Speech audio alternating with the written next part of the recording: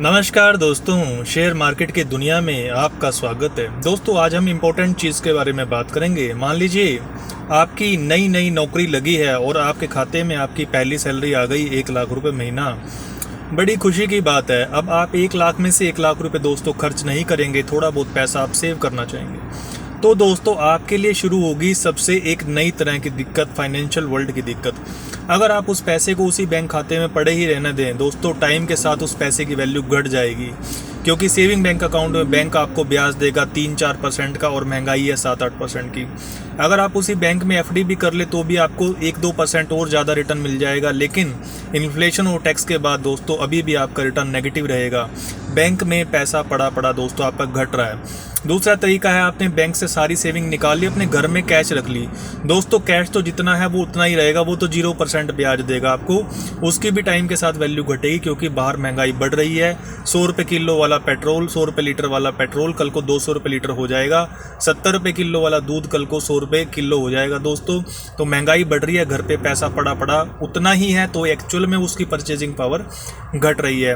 फिर आपने सोचा चलो भाई, जो मेरे पास पैसा है मैं घर पे रखता, गोल्ड ले लेता हूँ सुनार के पास जाके। अब आप सुनार के पास जाओगे, गोल्ड लोगे तो भैया काट छाट कर देगा आपको फिजिकल गोल्ड में, तो भी दिक्कत है। फिर आपने सोचा कि चलो भाई मैं ज़मीन ले लेता हूँ। पैसे मेरे इकट्ठे हो गए बड़े सारे, सैलरी से आते आते ज़मीन जितने पैसे हो गए, लेकिन ज़मीन लेने जाओगे तो भी बीच में बिचौलिया होगा, ब्रोकर होगा, वो कमीशन मांगेगा। सरकार भी आपसे स्टाम्प ड्यूटी के बड़े सारे पैसे मांग लेगी, तो भैया ज़मीन खरीदने में भी आपका खर्चा होएगा, आपको खर्चे देने पड़ेंगे। फिर आप सोचोगे चलो शेयर मार्केट में शेयर्स ले लेता हूँ या म्यूचुअल फंड ले लेता हूँ। अब शेयर लेने जाओगे तो भैया ब्रोकर अपना कमीशन मांगेगा, और आपको पता भी नहीं कौन सा शेयर लूँ मैं। डिस्ट्रीब्यूटर है, कोई एडवाइज़र है, वो अपनी फीस मांग लेगा। म्यूचुअल फंड कंपनी है, वो अपना कमीशन मांग लेगी। अगर आप म्यूचुअल फंड लेने जाते हो वो अपना कमीशन मांग लेगी। फिर आपको ये भी नहीं पता कौन सा म्यूचुअल फंड लूँ। भैया कंपनी तो 1000 तरह के म्यूचुअल फंड दे के बैठी हुई है, आपको क्या पता क्या लूँ। अब कंपनी तो वैरायटी पे काम कर रही है। अगर आपने दुकान चलानी है, बिजनेस चलानी है, तो 50 तरह के म्यूचुअल फंड दे दोगे भैया, अगला कंफ्यूज हो जाए, उसको समझ में ही नहीं आए कि लूँ तो क्या लूँ। जिसका जो मन करे ले लो। म्यूचुअल फंड कंपनी का तो फायदा है, लेकिन आपको क्या लेना है आपको पता ही नहीं, आपको कमीशन देनी पड़ रही है।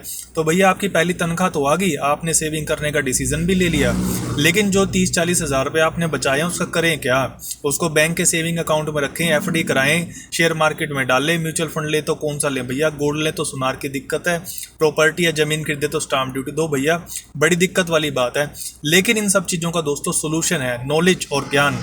तो दोस्तों, अगर आप मेरी यूट्यूब वीडियो देखते रहेंगे तो आपको ये ज्ञान हो जाएगा कि भैया इस सेविंग का मैं करूं क्या। धन्यवाद।